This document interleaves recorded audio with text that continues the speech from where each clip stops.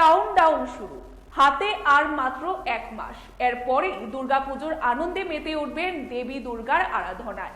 প্রতি বছরই বাড়ছে আগরতলা শহর ও আশপাশ এলাকায় পুজোর সংখ্যা। পুজো শেষে দশমীতে প্রতিমা ভাসানে বিভিন্ন ঘাটগুলিতে বাড়ছে চাপ। ইতিমধ্যে আগরতলা পুর নিগম ও স্মার্ট সিটি প্রজেক্টের মাধ্যমে দশমী ঘাট বাসান স্থল আধুনিকীকরণ করার জন্য চলছে কাজ দ্রুত গতিতে। এবছর পুজোর আগে সমাপ্ত হবে এই কাজ। পাশাপাশি বিভিন্ন শহরতলিতে প্রতিমা ভাসানের ঘাটগুলি উন্নয়নেও নজর দিয়েছে পুর নিগম। বুধবার পুর নিগমের মেয়র দীপক মজুমদার, বাধারঘাট এলাকার বিধায়িকা মীনারানী সরকার, পুর নিগমের কর্পোরেটর বাপি দাস, কর্পোরেটর অঞ্জনা দাস গাজারিয়া এলাকায় হাওড়া নদীতে ভাসান স্থল ঘুরে দেখেন এবং সেখানে শহর দক্ষিণাঞ্চলের প্রায় 30 থেকে 40টি প্রতিমা প্রতি বছর দশমীতে নিরঞ্জন করা হয়। ফলে জায়গাটির উন্নয়নের প্রয়োজন রয়েছে।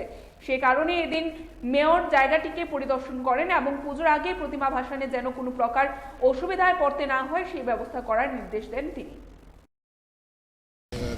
গজারিয়া আমাদের যে এখানে প্রত্যেক বছর দুর্গাপুর উৎসবের পরে আমাদের প্রতিমা বিসর্জন হয়। এই যে ঘাটে এখান 30 থেকে 40টা মূর্তি বিসর্জন হয়, কিন্তু এখানে ঘাটের যে অবস্থা, মূর্তি বিসর্জন করতে খুবই অসুবিধা হয়। আমাদের মাননীয় মেয়র সাহেব আছেন এখানে, উনি এটার ব্যবস্থা করে দিচ্ছেন। আমাদের ওয়ার্ডের কর্পোরেটর আছে অঞ্জনা দাস, MIC বাপি দাস আছে, সবাইকে নিয়ে যাতে সুন্দরভাবে হয় উনি দেখছেন। 7 দিনের মধ্যে কাজটা ধরার কথা বলেছেন, তাই আমরা খুশি এখানে সবাই। আর মূর্তি এবার আমরা আশা করছি ভালোভাবে বিসর্জন হবে।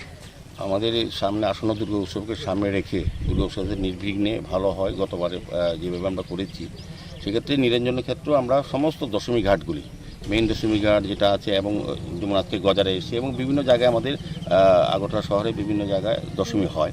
তো এই গজারিয়া দশমী ঘাটটা নিয়ে আমাদের মাননীয় বিধায়িকা আমাকে বলেছেন, মীনারানী সরকার মহোদয়া, যে এটা ভাসান করতে গিয়ে নিরঞ্জন থেকে যারা প্রতিমা নিয়ে আসেন তাদের অসুবিধা হয়। তো গতবার অসুবিধা লক্ষ্য করেছেন, এবার যাতে অসুবিধা না সুবিধা হয় করতে, সেই কারণে আমরা